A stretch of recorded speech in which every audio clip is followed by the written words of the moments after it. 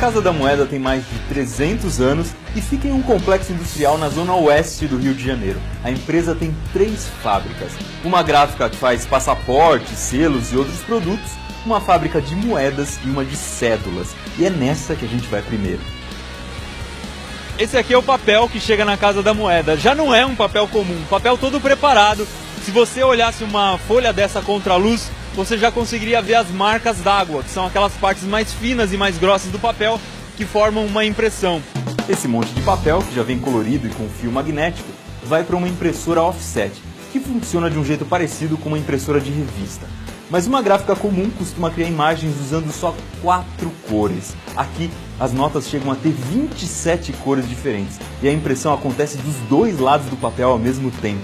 É nessas máquinas que são colocadas no papel as tintas invisíveis, que só aparecem com luz ultravioleta e aquelas microimpressões que a gente só consegue entender usando uma lupa. As notas ficam secando por 72 horas e depois vão para uma máquina que faz um tipo de impressão chamado de calcografia. É ela que coloca a tinta em alto relevo, ou seja, a tinta fica bem grossa no papel e você consegue perceber quando passa a mão. Numa nota falsa, o falsário ele não consegue fazer esse relevo na impressão calcográfica, né? Então, para se identificar uma cédula, é imprescindível, né, que tenha esse alto relevo. Não tendo alto relevo, pode-se dizer essa cédula certamente é falsa. Quando termina a impressão, as cédulas vão para uma checagem visual. É um time de mulheres bem preparadas que conseguem enxergar defeitos de impressão muito pequenininhos. Só depois desse pente fino é que as notas recebem a numeração, que é uma espécie de RG. E é essa numeração que vai garantir o controle e a segurança das cédulas. Aí, finalmente, as notas vão se desgrudar. Primeiro, uma guilhotina tira a borda do papel e depois as notas vão sendo separadas e embaladas ao mesmo tempo.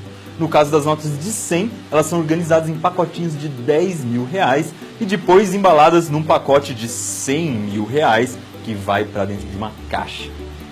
Se você ganhasse no Show do Milhão, era mais ou menos um pacote desse aqui que você levaria para casa.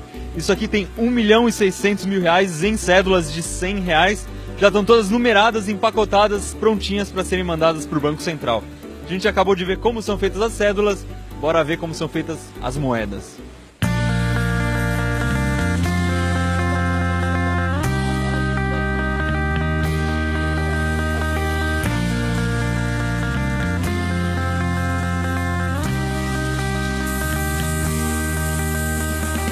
O que chega para fazer a moeda são esses pedacinhos de metal. Esse aqui você deve ter imaginado, é da moeda de R$1. É um núcleo de aço inox e na parte externa tem aço inox com uma cobertura de bronze. Isso aqui está completamente nu, não tem nada impresso ainda. Ele vai entrar por essa máquina e lá dentro vai acontecer a cunhagem, uma espécie de um carimbo que vai bater muito forte em cima disso aqui. Dentro da máquina, o que imprime as moedas são essas 3 peças aqui. 2 carimbos, que se chamam cunho, e uma virola, que é essa rodela de metal. Quando os discos de metal entram na máquina, eles ficam com os cunhos embaixo e em cima e a virola em volta. Aí uma prensa de 75 toneladas faz o metal amassar e se encaixar no cunho e na virola. E é assim que uma chapinha de metal se transforma numa moeda. Dá só uma olhada ao que sai da máquina que cunha as moedas. Elas estão quentinhas porque elas acabaram de ser prensadas.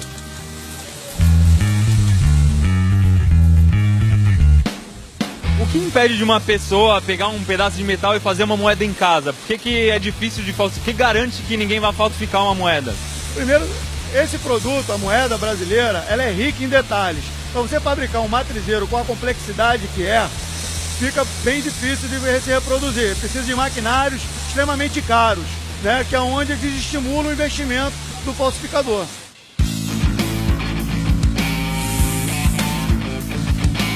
Quando as moedas estão prontas, elas são contadas por 2 sensores diferentes e depois são empacotadas. As de R$1 são colocadas em saquinhos de 50 moedas que vão dentro de um saco maior com 10 saquinhos cada. Cada saco desse que está passando aqui tem R$500 em moedas. Um dos jeitos de contar quantas moedas tem é pesar. Ele tem que ter 3 quilos, 520 gramas.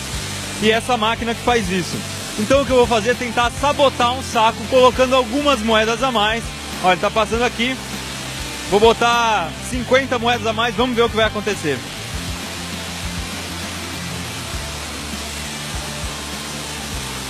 O saco de moedas foi rejeitado. Esses sacos ganham um selo e depois um robô coloca 8 de cada dentro de uma caixa de papelão.